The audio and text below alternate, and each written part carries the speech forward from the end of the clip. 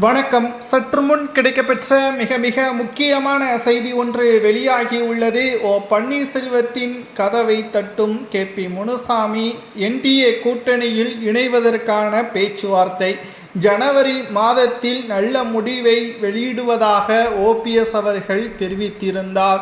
ஆனால் தற்பொழுது ஓபிஎஸ்ஸின் ஆதரவாளராக இருந்த வைத்திலிங்கம், மனோஜ் பாண்டியன் திமுகவில் இணைந்ததை தொடர்ந்து ஓபிஎஸ் அவர்களது அடுத்த கட்ட நகர்வுதான் என்ன? தாவேகாவில் கூட்டணி வைக்கப் போகிறாரா அல்லது தாவேகாவிலேயே இணைய போகிறாரா? கூட்டணி வைக்க வேண்டும் என்றால் தற்பொழுது ஓபிஎஸ்ஸின் தளபதியாக இருந்த வைத்திலிங்கம், மனோஜ் பாண்டியன் இன்னும் சிலர் திமுகவில் இணைந்ததோடு அவரது அரசியலில் இருந்து விலகுவதாகவும் சில முன்னாள் எம்எல்ஏக்களும் தெரிவித்துள்ளனர். ஓபிஎஸ் அவர்களது அடுத்த கட்ட நகர்வு என்பது என்டிஏ கூட்டணியாக இருக்க வேண்டும் என்பதற்காக மிக முக்கியமான அதிமுகவின் தலைவர் கே.பி. முனுசாமி அவர்கள் இன்று பன்னீர்செல்வம் அவர்களது வீட்டிற்கே சென்றிருப்பதாக தகவல்கள் கிடைக்கப்பெற்றுள்ளது.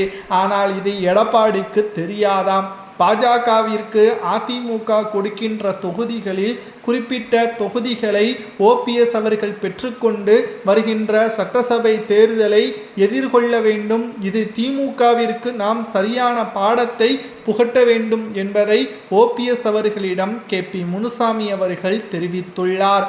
ஆனால் ஓபிஎஸ் அவர்களோ இதை பற்றி எந்த ஒரு விருப்பமும் தெரிவிக்கவில்லை, மௌனமாகத்தான் இருக்கிறார். ஏனென்றால் ஓபிஎஸ் அவர்களது எண்ணமே எடப்பாடியை எப்படி முதல்வராக நாம் தேர்வு செய்வது?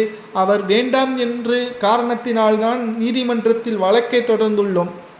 தற்பொழுது எடப்பாடி வேட்பாளராக வைத்துக்கொண்டு என்டிஏ கூட்டணியில் எப்படி வேலை செய்ய முடியும் என்ற மனக்கசப்போடு தான் ஓபிஎஸ் அவர்கள் இருக்கிறார். ஆனால் இதற்கும் ஒரு வழிவகுத்துள்ளது ஓபிஎஸ் அவர்களுக்கு.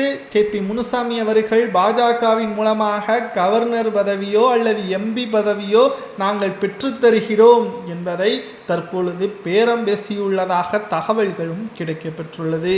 அம்மா அவர்களால் சிறப்பாக அதிமுகவை வழிநடத்த வேண்டும் என்பதுதான் ஓபிஎஸ் அவர்களது எண்ணம்.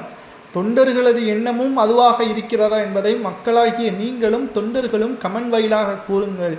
ஒன்று, ஓபிஎஸ் அவர்கள் என்டிஏ கூட்டணியில் இணைய வேண்டும். இல்லை என்றால் கவர்னர் பதவியோ எம்பி பதவியோ பெற்றுக்கொண்டு அரசியலிருந்து முழுமையாக விலக வேண்டும் என்பதுதான் பாஜக கொடுக்கின்ற டிமாண்ட். ஓபிஎஸ் அவர்கள் என்ன முடிவை மேற்கொள்ளலாம் என்பதை மறக்காம கமெண்ட் வாயிலாக கூறுங்கள்.